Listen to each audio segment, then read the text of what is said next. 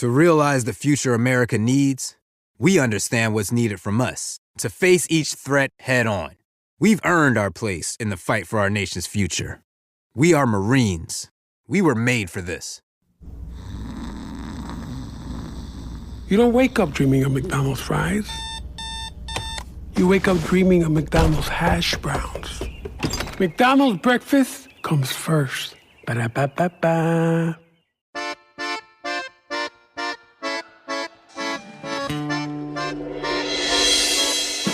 Welcome to Gabfest Reads for March 2025. I'm David Plotz, one of the hosts of Slate's Political Gabfest.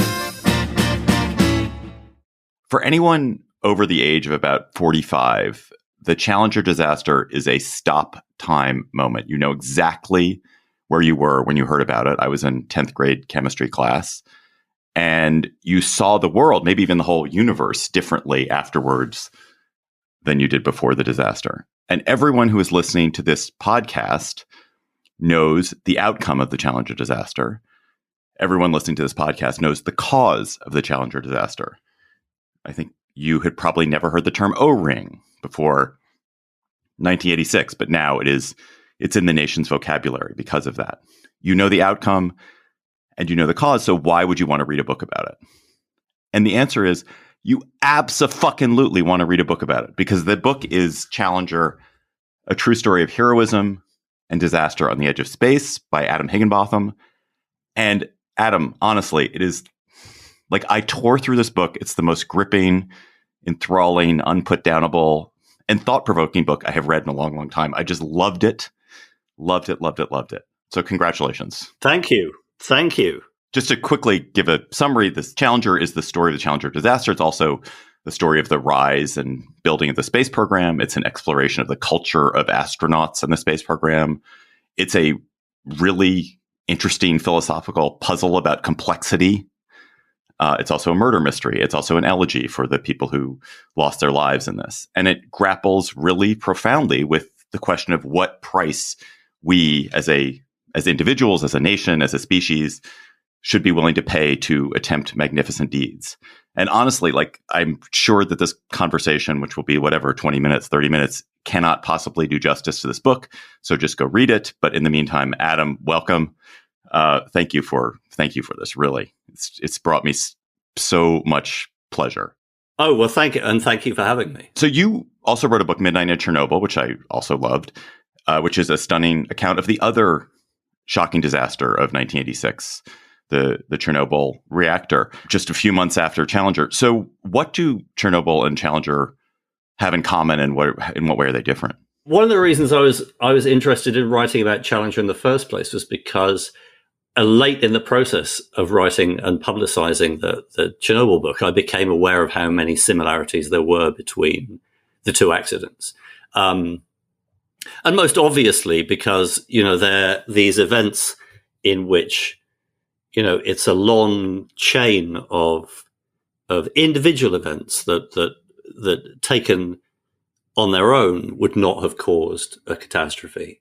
But when they lined up in the way that they did in the events of the Chernobyl accident and in Challenger, taking place over many years, they lined up in just such a way to cause a disaster.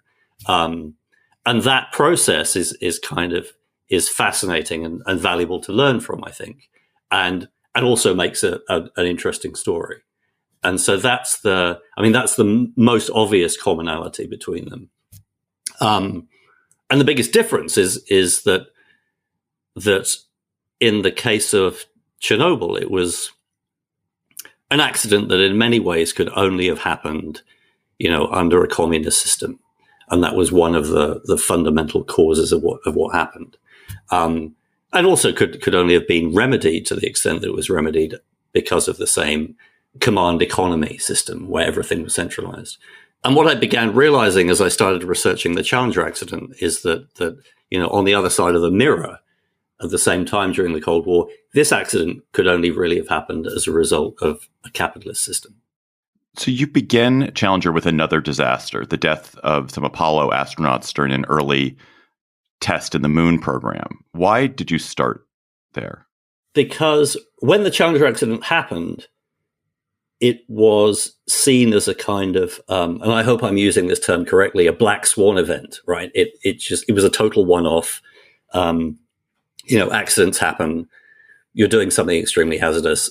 In the end, something's bound to go wrong. And the reason it was perceived that way is because a lot of the near misses and serious accidents that had happened before in NASA history had either been forgotten or had been perceived in a different way. So I wanted to show that rather than the three major accidents that have befallen NASA, during the manned space program, there are three main accidents that have taken place in the history of the manned space program for NASA. One was the Apollo 1 fire in 1967. The second one was the loss of Challenger in 1986. And the third one was the loss of the Columbia Space Shuttle in 2003. Now, the way that these are often described is that they're three completely different accidents taking place under remarkable circumstances each time. But the truth is that actually NASA has experienced the same accident over and over and over again. So that's one reason the book is structured that way, is to show that, they experienced these accidents and ostensibly learned the lessons from them each time, but did not. So one of the things that Challenger is so good about is just the conception of the space shuttle and sort of how it comes to be and the various weird compromises and kludges that take place in order for it to make it work. Some of which are political, some of which are scientific, some of which are engineering, some of which are cultural. And I just remember as a kid watching the shuttle and thinking, this thing is so magnificent. It is so beautiful. Like when you would come watch it kind of land at Edwards, it was just stunning. But the more you read Challenger, the more you feel like this whole idea was so misbegotten. Is the idea of a reusable spaceplane an insane idea? No, I don't think it is an insane idea. And one of the reasons that I wanted to write the book, and one of the things I wanted to show in the book, is that it really was this amazing achievement. It was the most complex machine ever built. And it was a fantastic, incredibly ambitious, and in the years leading up to the Challenger accident, amazingly impressive achievement. And the part of the tragedy of the Challenger story is that the Challenger accident and the Columbia accident have really overshadowed all these amazing achievements that were made during the course of the shuttle program. And so I wanted to kind of wind back the clock with the book and show you at the beginning just how amazing it was and what a symbol of American prowess in high technology it was. And no, it wasn't a misbegotten idea. If it had been properly funded from the start and it had been built without all of those financial and engineering compromises that you referred to, it could have been even more amazing and much more successful. So talk about all of the risks that were piling up as you were launching and landing a shuttle in the 80s. So we obviously know about the risks that destroyed Challenger, and I think probably some people remember Columbia. But remind us of what the problems were with the thing that existed. Well, do you want to start with the profound problems of making a reusable spacecraft? I mean, that's really the origin of all of the problems, which is that up until they started launching the space shuttle, all NASA space vehicles had been expendable in the sense that, you launched a Saturn V rocket to the moon. The thing was this massive behemoth on the launch pad and it took off into space. But then as it progressed from one stage to another of its journey, it gradually, left behind one piece and then another piece as the rocket went through staging and left behind the first stage that took it to the edge of orbit. And so to the point where the only thing that would return to Earth would be the tiny space capsule that would contain the three astronauts that would splash down in the ocean. And even that was protected by an ablative heat shield, which was a thing that was made of this thick layer of resin that would burn away and sublimate as it entered the atmosphere. The idea with the space shuttle originally was that the entire thing would be reusable and would launch into space as two separate vehicles, one of which would be a massive launch vehicle, which would be piloted by astronauts. And on the back of it would be the space shuttle, the part that would go into space. And the launch vehicle would fly up to the edge of space. The space shuttle part would break away and fly off into orbit. And the launch vehicle would then, turn around and come back and land on Earth on a runway, just like an airliner. And that part could do it all again. And then the same thing would happen with the space shuttle. It would go into orbit. It would execute its mission for a week or 2 weeks or something in orbit around Earth. And then it would re-enter the atmosphere and it would land on a runway just like a jet plane with its own engines. But that meant that the space shuttle would be subject to all of the stresses and strains and extraordinary changes in environment that a space capsule would do, only it would then have to come back to Earth and safely do it all again after what the engineers regarded as a kind of a swift process of landing on the tarmac at an airport and then sort of changing the oil and wiping down the windshield, and then it would be ready to go again.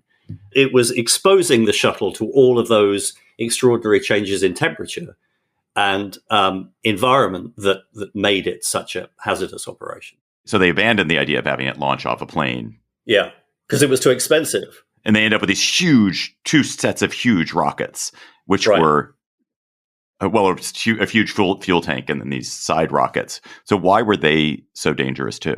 Well, it was another budgetary constraint. So as you say, they abandoned this idea of having the big piloted launch vehicle and eventually decided that, if anybody remembers, what the space shuttle looked like on the launch pad, the part that looked like a bit like an airliner was mounted on this massive orange external fuel tank. And then on either side of it were these sort of two pencil-shaped rockets. And those were the solid rocket boosters. Now, in the original design of the space shuttle, those rocket boosters are intended to be liquid fueled, which would be just like the rockets that launch people to the moon. And the advantage of that is that liquid fuel rockets can be throttled up and throttled down, and they can be turned off in flight and they can be turned on again.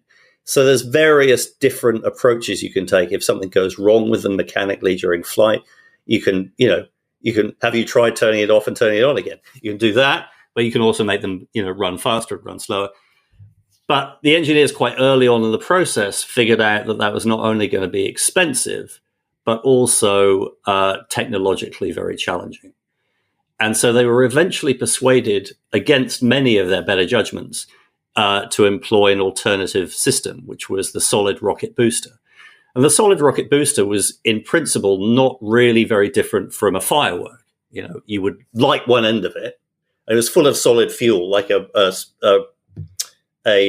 firework is full of gunpowder, and it would take off from the launch pad, and then that solid fuel would just keep burning until there was none of it left. And you couldn't throttle it down, you couldn't throttle it up, and most importantly, you couldn't just shut it down. So as soon as they began firing on the launch pad, they would run for about 2 minutes. And, what the astronauts always used to say is, once that happens, you're going somewhere.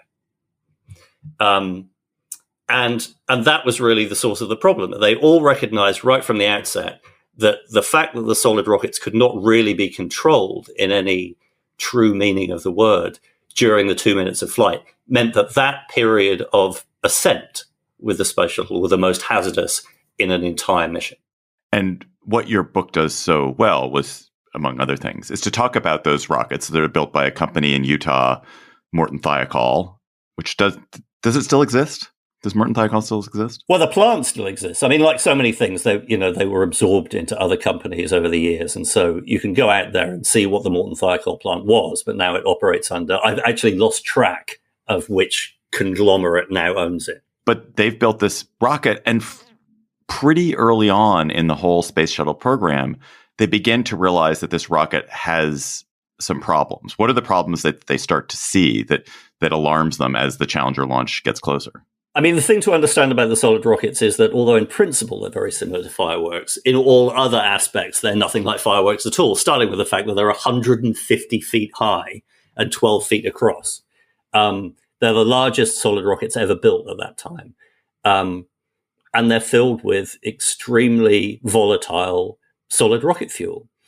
And they realized that if they tried transporting these things across the country from the Morton Thiokol plant, which was in Utah, to Florida, where the launches would take place, if they tried to do that with the rockets in a single piece, 150 feet long, if anything went wrong on the way and there was an accident, the resulting explosion would be, catastrophic on an untold scale.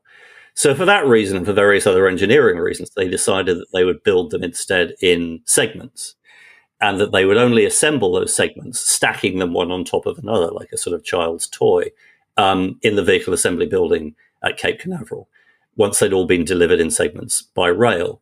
But it was also because the rockets would eventually be filled with this extremely volatile fuel while in flight, that the joints between these segments be made completely leak-proof and gas-tight, so that none of the exhaust gases generated by the burning fuel could leak through the gaps. Because even if the leak was the size of the width of a pencil, it was so volatile and burning at such high temperatures that would quickly, cut through the skin of the rocket like a hot knife through butter, and would just immediately tear the whole rocket, and with it the whole of the shuttle system, apart in flight. So the segments were designed to fit together using what they called a tang and clevis joint, which was a bit like the joints that you see between floorboards, like a tongue and groove that fits one into the other. And so that was how the metal parts fitted together. But in order to make the seal as gas tight as possible, it was then packed with a fireproof putty and ringed with these things that they called O-rings, which were these gaskets of synthetic rubber that went all the way around the seal. And when forced together and then held together with pins, this, in theory, made the joints completely leak-proof. But they established after they'd started doing initial tests, before the first shuttle had even launched, that this seal was certainly not perfect. It did not work as it had been designed to work. And they found evidence of scorching in these rubber O-rings that suggested that gas was actually leaking through the fireproof putty, and that this was really not, the way that it was supposed to work. However, and this is why, I think you mentioned kludges and sort of, working fixes in your introduction, is that even though that wasn't how it was supposed to work, it still managed to seal okay. And they conducted a series of tests, and they felt that, this isn't ideal, but it still works. It doesn't actually leak. And the circumstances under which it would actually leak are hard to conceive of.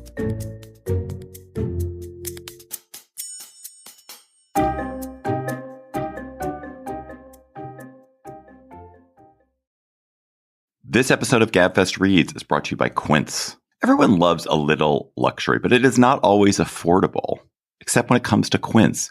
Quince is the go-to for luxury essentials at affordable prices. I have performance polos from Quince that bring me joy every time I wear them. There's a forest green one that I wear that fits so perfectly. It gives me both such cling and such coolness and comfort. It is joy in a shirt. And Quince offers tons of high quality items like that performance polo at prices within reach, like 100% Mongolian cashmere sweaters or washable silk tops and dresses, organic cotton sweaters, and 14 karat gold jewelry. And the best part is that all Quince items are priced 50 to 80% less than similar brands. So give yourself the luxury you deserve with Quince. Go to quince.com/gabfestreads for free shipping on your order and 365-day returns. That's QUINCE.com/gabfestreads to get free shipping and 365-day returns. Quince.com/gabfestreads. This episode of Gabfest Reads is brought to you by Progressive Insurance. Fiscally responsible, financial geniuses, monetary magicians. These are things people say about drivers who switch their car insurance to Progressive and save hundreds. Because Progressive offers discounts for paying in full, owning a home, and more. Plus, you can count on their great customer service to help you when you need it, so your dollar goes a long way. Visit Progressive.com to see if you could save on car insurance. Progressive Casualty Insurance Company and Affiliates. Potential savings will vary, not available in all states or situations. This episode of the Gabfest is brought to you by Discover. Hey, Gabfest listeners, here's some scoop for you. So what is it, you ask? It's that Discover is accepted at 99% of places that take credit cards nationwide. Now, before anyone goes suggesting this is just a rumor, know that there's actual proof this kettle of tea is not only piping hot, but 100% true. So yeah, sometimes it pays to be a little nosy, but it always pays to discover. Based on the February 2024 Nielsen report. Learn more at discover.com/credit card. This episode of Gabfest Reads is brought to you by Quince. Everyone loves a little luxury, but it is not always affordable, except when it comes to Quince. Quince is the go-to for luxury essentials at affordable prices.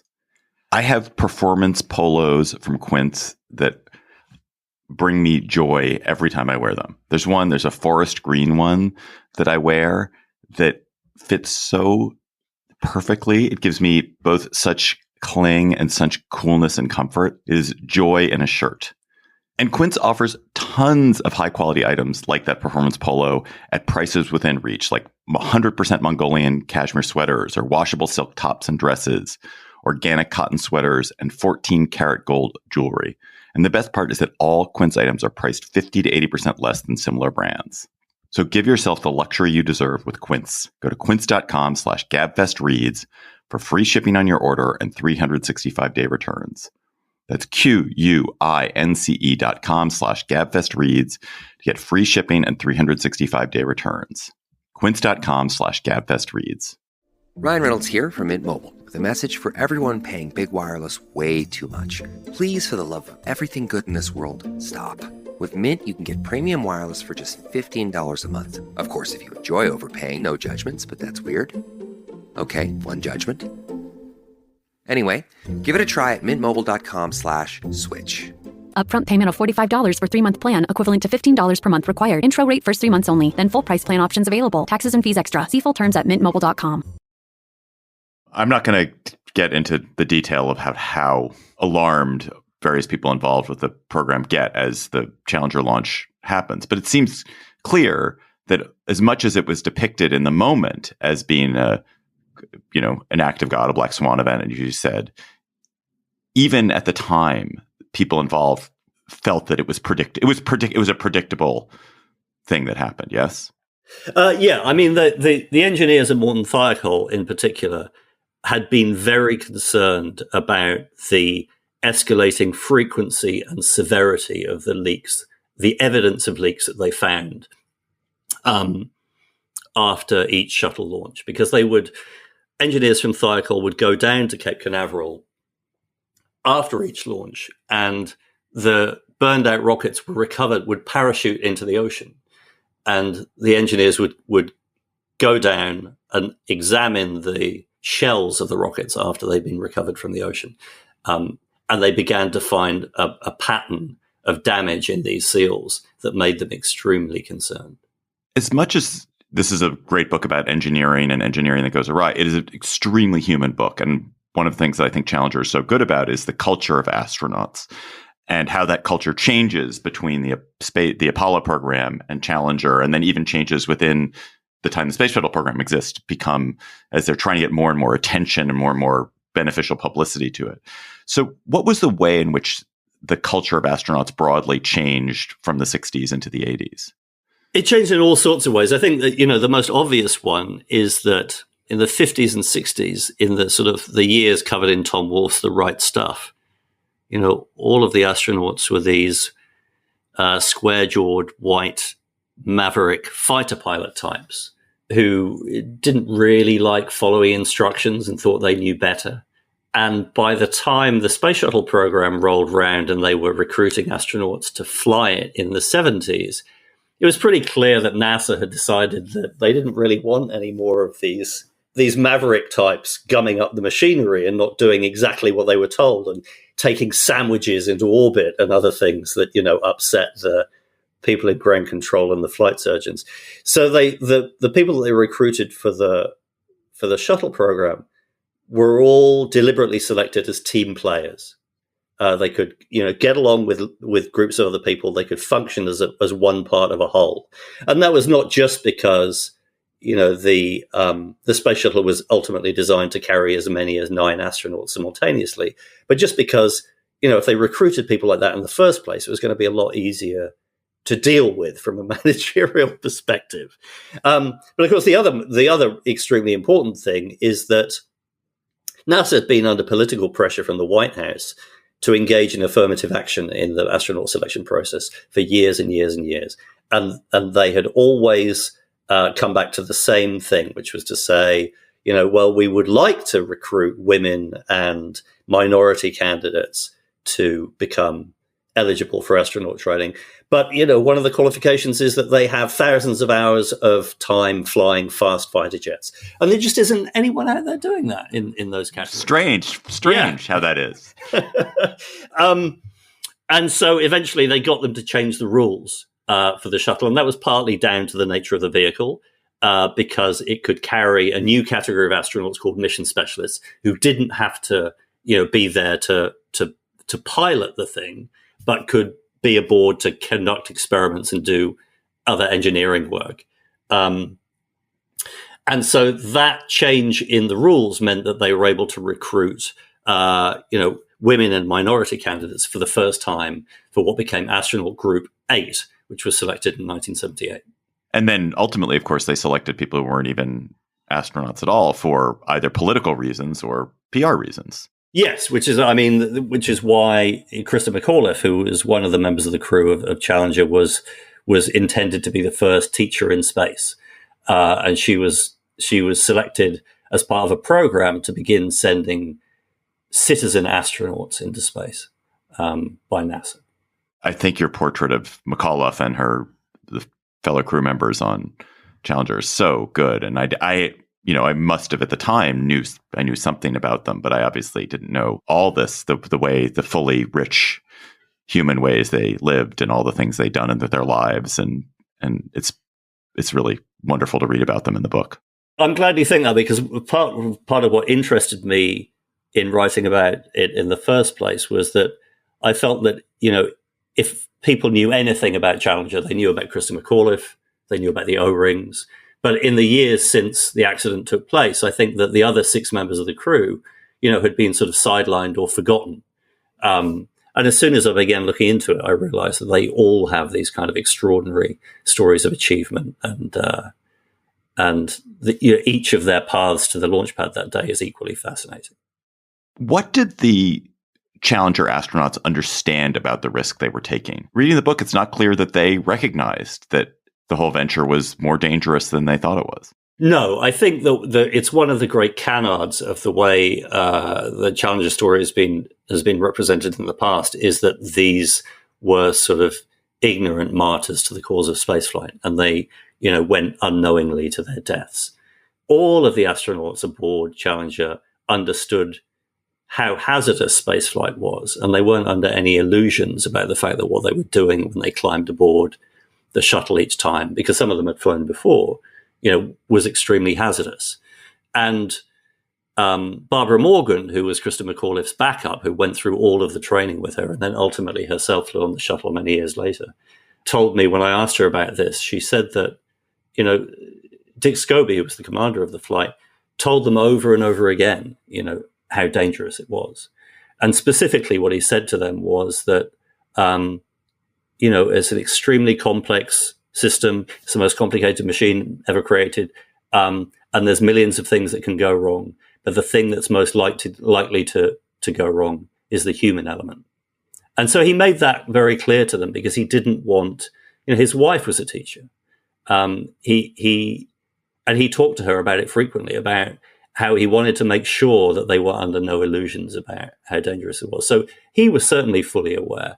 But what they weren't aware of was the detail of the history of malfunctions and problems and failures in the seals in the solid rockets. That's the one thing that they're ignorant of. And that's why, in the wake of the accident, so many astronauts in Houston were furious with the organization that they worked with, because their attitude was, I'm happy to take the risk. Just tell me what the risk is.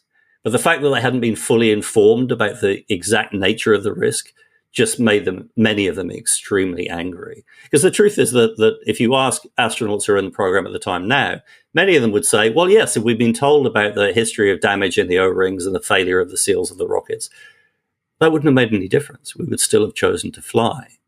But the fact that we weren't told about the real nature of the risk, that's a problem.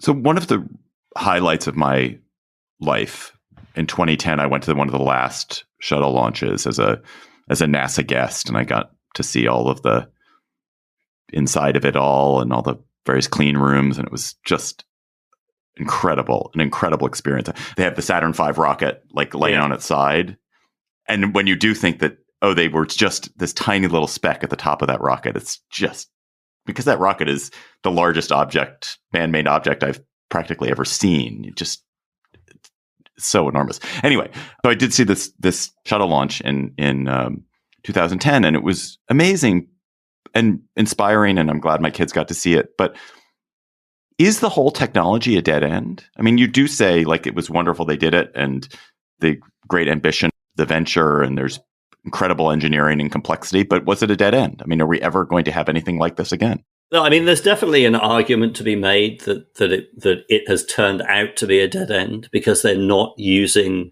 that sort of reusable technology in the form of the Space Shuttle Orbiter for manned missions at the moment. But NASA is still working on spaceplane technology at the moment, which I think is being used for military purposes. And the truth is that the solid rockets, which were re-engineered in the wake of the accident, those essentially the same rockets are being used for the Space Launch System. If you look at a picture of that rocket now, it looks extremely familiar for a good reason. So individual parts of the technology are definitely still being used. But it turned out to be a dead end because in the sense that they're not literally using that vehicle anymore, just because people decided it was too, politicians really decided it was too hazardous to keep flying it in the form that it was. But if you talk to engineers at NASA now, they'll tell you that the original plan was that if the Columbia accident hadn't happened in 2003, there were plans underway to modernize and refurbish and change it so that it would almost certainly have still been flying today. You've now written 2 history books that focus on events that 30, 40 years in the past. Is that a good length of time to look at a historical event? Is that a good time because there are people who are available to still speak to you and who might be willing to talk about things that they weren't willing to talk about shortly after the event happened? Or is that coincidence that you happen to have chosen things that far in the past? No, it's not coincidence at all. I very deliberately started focusing on the 1980s when I was looking for, but we're going back some time now. So like 10 or 15 years ago, I started thinking about what had happened in the 80s for precisely that reason, because it was far enough away in history for people to have sort of forgotten about things that had happened or not have been born when they happened. And yet you still had access to people who would have been around at the time, and also to recently declassified or recently emerging material. So yeah, that was a very conscious decision that I made to focus on that period, with the result that, now I've got to start thinking of things that happened in the 90s. Well, I was trying to think of what other 80s things you could do. And the only disasters I could think of on a par with that were the Dukakis campaign and maybe New Coke. You could do a whole book on New Coke, but it would slightly trivialize the work you've done.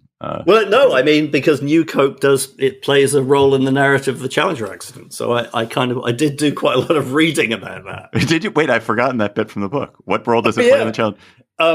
Well, one of the many sort of headline grabbing missions that they performed before the Challenger accident was the one in which they had dueling soda delivery systems for zero gravity. Pepsi and Coke designed their own separate means of having a carbonated drink available in space, and they sent them up simultaneously to be tested. And part of the impulse for this on Coke's part was the fact they had recently launched New Coke, which, as you say, was a complete fiasco. Oh, man. I had forgotten that bit in the book. Wow. Were there any documents that were still classified? Is there anything you couldn't get to see that you wanted to see? There's a few things that surrounding the accident investigation itself that are still classified for reasons of quite understandable reasons of privacy. But there was nothing. I don't remember coming across anything I was asking for, where people just said, no, you can't see that. I mean, quite the contrary. I mean, there were things that I came across that I was like, man, I can't believe that this document exists. What are you working on now? Are you willing to say? No, I mean, if I was working on a new book, I'd be more than happy to tell you what it is. But at the moment, I'm still in the process of sticking my finger in various different pies to see whether or not they seem like they're an appetizing prospect, and people might be interested in reading about whatever it is I'm interested in next. Are there any books that you read as you were doing Challenger or Midnight at Chernobyl that you felt like, oh, this is the kind of book I'm trying to write? Because I would like to read another book that's like Challenger. Absolutely. A Night to Remember by Walter Lord. That's about the Titanic, right? Yeah. Yeah. If you haven't read that, then stop what you're doing, run, do not walk, etc., etc. It's just a brilliant book. It's brilliant partly because of the way in which he brings the events to life, and partly because of its concision. It's not. I don't think it's even 250 pages long, and it's just a total masterpiece. And that was my inspiration for writing about the Chernobyl accident in the way I did in the first place. But I would also, let me see, there's something on the shelf right up here, which is Into the Raging Sea by Rachel Slate, which is about the sinking of the USS Faro in a hurricane in the Caribbean, which is also fantastic. That's great. I was just adding that to my list there. Adam Higginbotham's book is Challenger, and honestly, just so great. It's so good. It's the kind of book that makes you wonder why other books even exist. Adam, thanks so much for coming on Gabfest Reads. Thank you, David. That's very kind of you.